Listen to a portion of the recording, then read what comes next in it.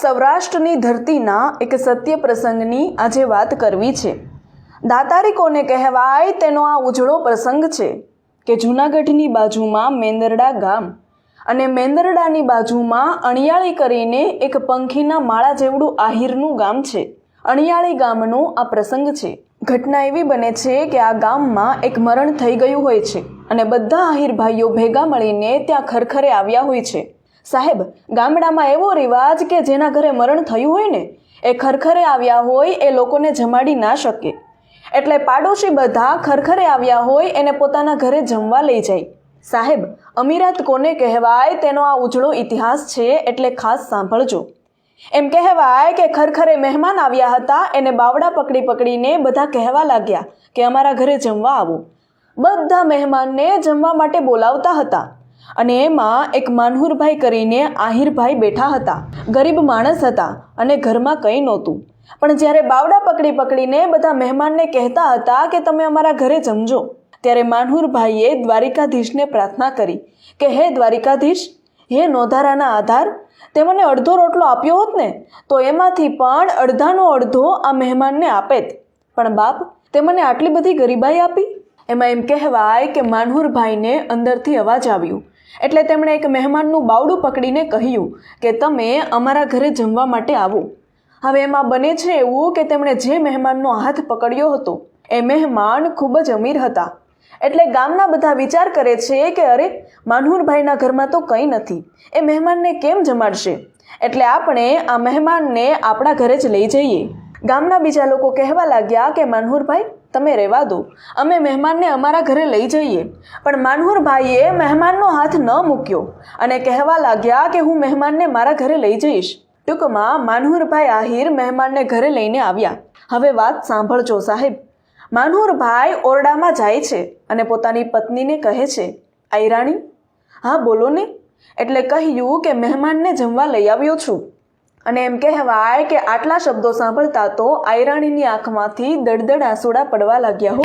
આયરાણી કહે છે, આહિર, તમને ખબર છે ને કે આપણા ઘરમાં કંઈ નથી, ગરીબાઈ આંટો લઈ ગઈ છે, દીકરો કામ ગોતવા ગયો છે, હજુ આવ્યો નથી, અને તમે મહેમાનને લઈ આવ્યા।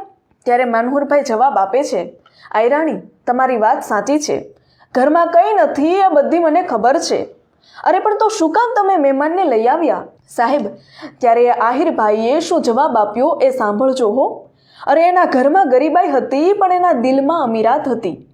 શું બોલ્યા કે આયરાણી, મારાથી રહેવાયું નહીં એટલે હું મહેમાનને ઘરે લઈ આવ્યો। હે, કે મારાથી રહેવાયું નહીં? અને રહેવાયું નહીં એ શબ્દ પૂરા થતાં જ આયરાણીએ આંસુડા લૂછી નાખ્યા અને કહ્યું, આયર, તમે મહેમાનને ઓસરીમાં બેસાડો, હમણાં જ હું જમવાનું તૈયાર કરીને લઈ આવું છું। આહિર અને આયરાણીને એમ કહેવાય કે ચમત્કાર થયો હોય એમ તેજ આવવા લાગ્યું। સાહેબ, આસન પાથરીને મહેમાનને જમવા બેસાડે છે, પીવા માટે પાણીનો લોટો ભર્યો। આયરાણીએ ઓરડામાંથી મીઠાની ચપટી ભરીને થાળીમાં મૂકી અને એટલું કહ્યું, મહેમાન હરિહર કરો। બાપ મીઠાની ચપટી થાળીમાં મૂકીને કહ્યું કે મહેમાન હરિહર કરો, અને ત્યારે એ મહેમાનને થયું, અરે બાપ, આની આવી સ્થિતિ, ઘરે આવી સ્થિતિ, અને આ માણસ મને બાવડું પકડીને ઘરે જમવા લઈ આવ્યું।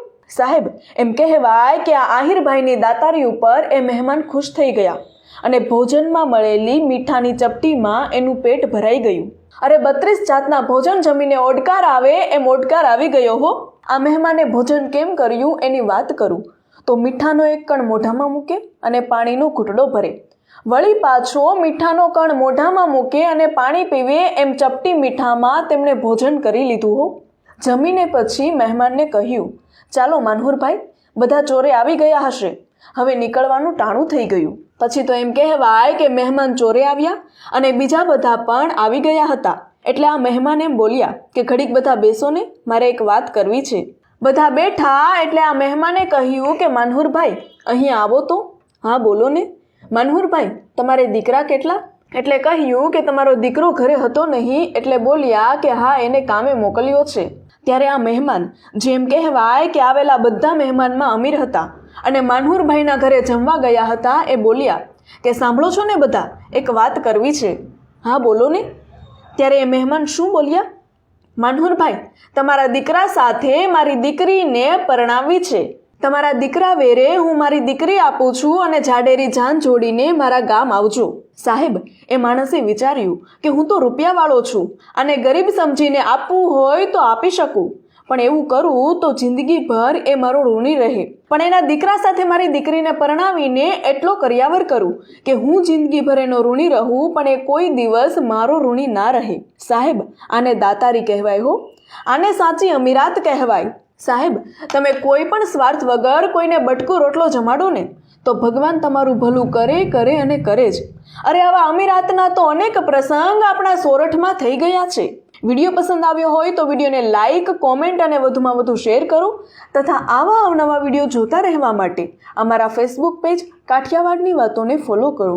ધન્યવાદ.